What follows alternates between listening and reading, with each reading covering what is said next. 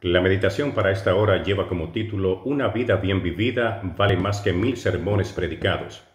Y la lectura bíblica la encontramos en el libro de Ruth, el capítulo 1, los versos 1 y 2. Pero antes queremos hablar con nuestro Dios. Padre bueno que estás en los cielos, gracias le damos por lo bueno que con cada uno de nosotros. Perdónenos, Señor, límpianos, llénanos de su espíritu, que al estudiar su palabra podamos ser transformados a la misma imagen de Cristo Jesús. Perdónenos y límpienos en el nombre santo de Jesús. Amén y amén. Dice Ruth capítulo 1 versos 1 y 2. Aconteció que en los días que gobernaban los jueces, que hubo hambre en la tierra, y un varón de Belén de Judá fue a morar a los campos de Moab, él y su mujer y 2 hijos suyos. El nombre de su mujer era Noemí, y los nombres de sus hijos Malón y Kelión, efrateos de Belén de Judá. Llegaron pues a los campos de Moab y se quedaron allí. Vamos a comenzar hablando del significado de algunos de estos nombres del relato bíblico. Belén en hebreo significa casa del pan, y vemos aquí que en la casa del pan se terminó el pan. Las cosas de este mundo son perecederas, las cosas de este mundo se termina la juventud, y aún la misma vida puede llegar a su final. Jesús dijo en San Juan capítulo 6, verso 35, yo soy el pan de vida. El que a mí viene nunca tendrá hambre, y el que en mí cree no tendrá sed jamás. En la casa del pan se terminó el pan. Este pan era material, este pan era perecedero, este pan era hecho por el hombre.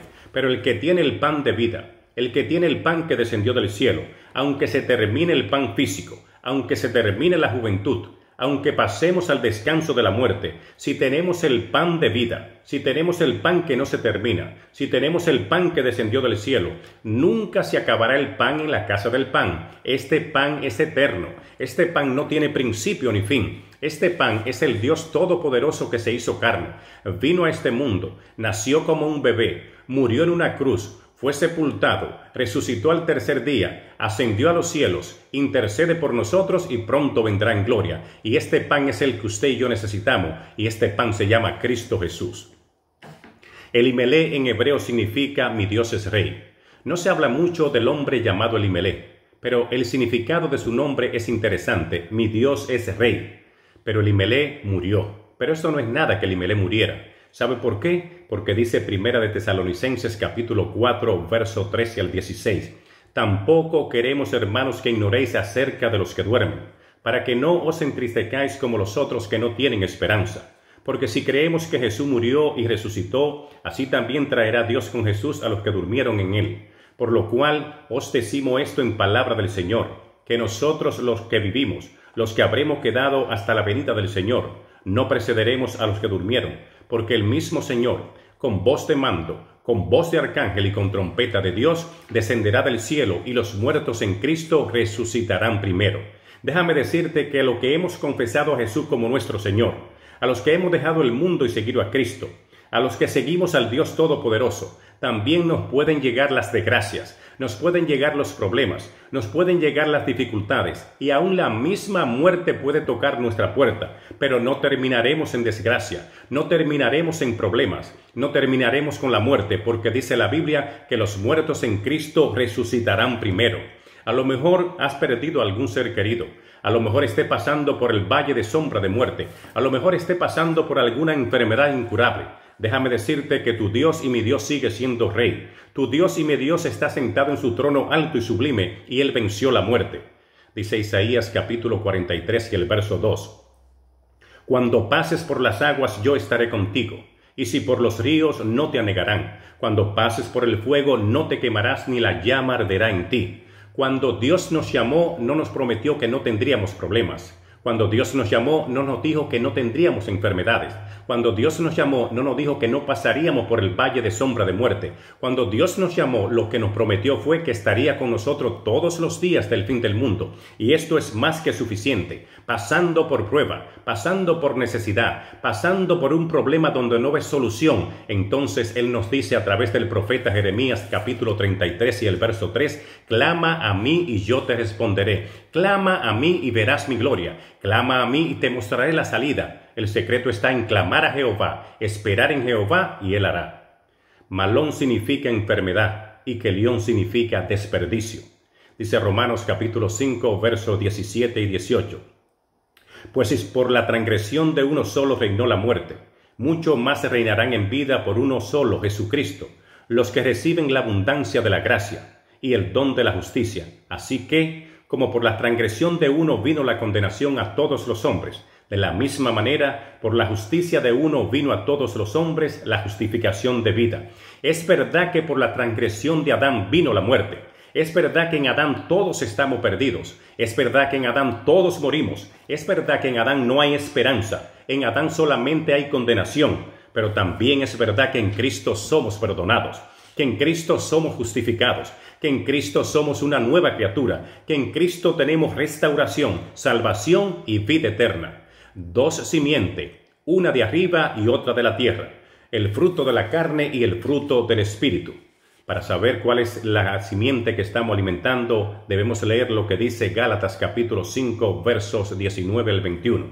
Y manifiestas son las obras de la carne, que son adulterio, fornicación, inmundicia, lascivia, idolatría, hechicerías, enemistades, pleitos, celos, iras, contiendas, disensiones, herejías, envidias, homicidios, borracheras, orgías y cosas semejantes a esta, acerca de las cuales os amonesto, como ya os lo he dicho antes, que los que practican tales cosas no heredarán el reino de Dios.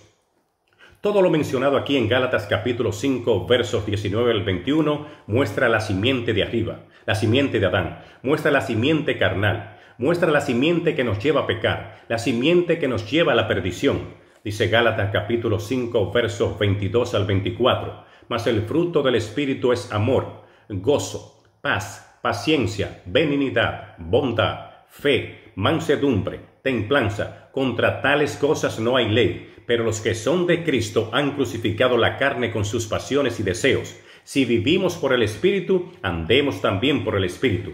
Esto que menciona Gálatas capítulo 5, versos 22 al 24, es el fruto de la simiente de arriba. Es el fruto de estar unido a Cristo Jesús. Es el fruto de andar con la mano con Jesús. ¿Cuál es el fruto que estamos mostrando en nuestra vida? Si estamos mostrando el fruto de la carne, entonces andamos por el camino equivocado. No quiere decir que estamos perdidos, no quiere decir que no haya esperanza. Dice, el primer paso que debemos dar es conectarnos a Cristo Jesús. Y cuando nos conectamos a Jesús, entonces podemos producir el fruto del Espíritu. Elimelec, Malón y Kelión, los tres murieron. ¿Sabes por qué murieron ellos tres? Porque dice Romanos capítulo 6, verso 23. Porque la paga del pecado es la muerte, mas la dádiva de Dios es vida eterna en Cristo Jesús, Señor nuestro. La paga del pecado, el resultado del pecado, lo que produce el pecado es la muerte, pero la dádiva de Dios, el don de Dios, el regalo de Dios es vida eterna en Cristo Jesús, Señor nuestro. Y este regalo está disponible para todo aquel que confiesa que Jesucristo es su Señor. Ruth capítulo 1, verso 8. Y Noemí dijo a sus dos nueras, andad, volveos cada una a la casa de su madre. Jehová haga con vosotras misericordia, como la haber hecho con los muertos y conmigo. Noemí significa dulzura, dice Ruth capítulo 1, verso 4. Y ellas alzaron otra vez su voz y lloraron. Y Orfa besó a su suegra, mas Noemí se quedó con ella. Orfa en hebreo significa obstinación y rebeldía. Orfa dejó de lado su responsabilidad. Orfa dejó de cumplir con su compromiso. Orfa hizo honor a su nombre, que es obstinación y rebeldía. ¿Será que como Orfa Dios nos ha llamado a una responsabilidad y hemos vuelto atrás? ¿Será que como Orfa Dios nos ha llamado y no queremos escuchar? ¿Será que como Orfa hemos sido rebeldes? Déjame decirte que si hemos sido como Orfa, hay esperanza para nosotros. Dice San Lucas capítulo 19 y el verso 10, que el Hijo del Hombre vino a buscar y a salvar lo que se había perdido.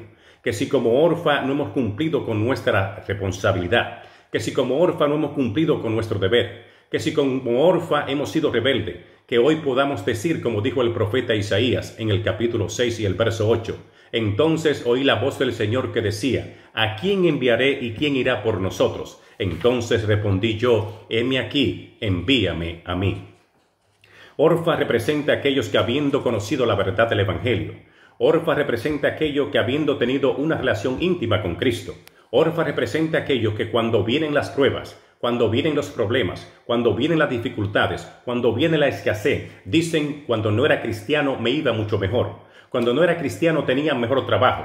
Y así como orfas vuelven también a su vida antigua. Pero déjame decirte que esto es mentira del enemigo. Antes parecía que no había problemas. Antes parecía que todo no iba bien. Antes parecía que todo iba color de rosa. Pero dice Proverbios capítulo 16 y el verso 25 que hay camino que al hombre le parecen recto, pero su fin es camino de muerto.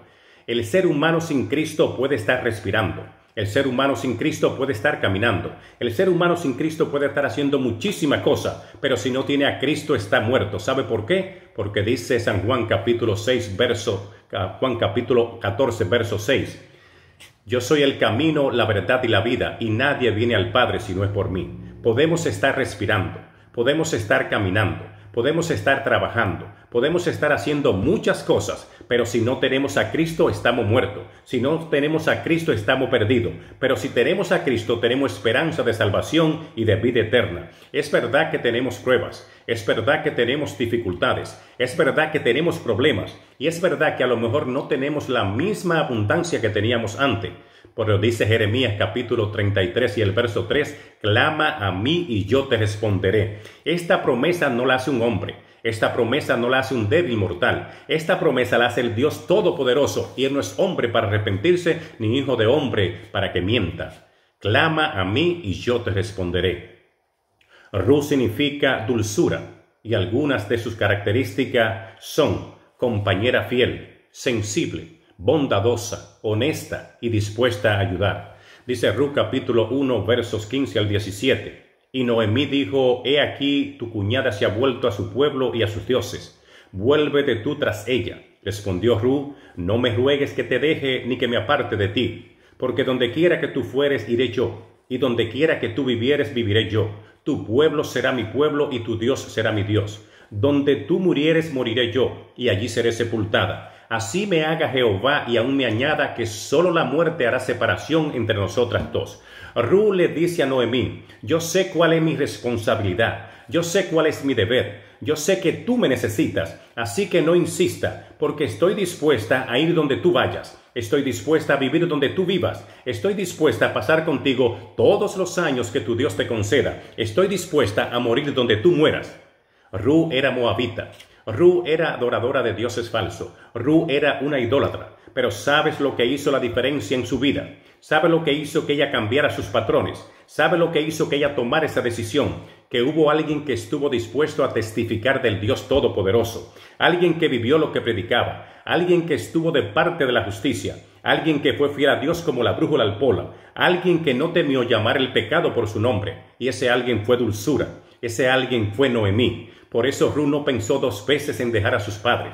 Por eso Ruth no pensó dos veces en dejar a su país natal. Por eso Ruth no pensó dos veces en dejar a sus dioses falsos. Porque dulzura, porque Noemí le dio un testimonio tal, le dio un testimonio que tuvo que dejar todo eso por seguir al Dios que ella servía. No son más sermones que el mundo necesita escuchar. No son más religiosos que el mundo necesita ver. El mundo necesita ver hombres y mujeres transformados por el poder del Espíritu Santo. El mundo necesita ver hombres y mujeres que reflejen el carácter, la gracia y el poder de Cristo Jesús.